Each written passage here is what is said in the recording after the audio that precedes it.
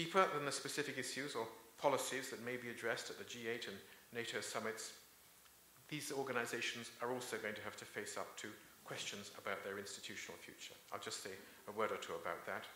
Neither economic power nor population is concentrated solely in the Western world anymore.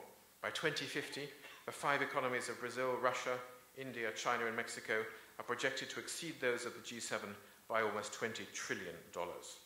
While Russia is already in the G8, how will international institutions arrest the rise of these additional new powers? And the answer to that question will depend on how they interact with the global community. And here we have a role to play as well in the G8 and in the G20. Brazil, India, and China have all shown influence in their regions, but they have yet to extend their hands as willingly into exercising the global responsibility which is now becoming their due as well as ours. Russia is a global actor. Her actions seem more focused on advancing their own interests than on the global good. And sometimes the challenge facing us in the Western organizations, as in the case this week of Syria, is to try to show them that in fact their national interests are much more closely aligned to the global good than perhaps they sometimes think.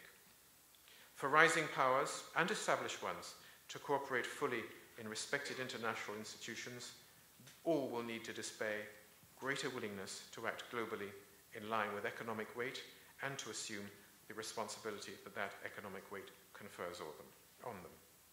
It's an approach reflected in how the United States and the UK see our respective roles in these international organizations. For Britain, we seek to magnify our impact through cooperation with like-minded countries.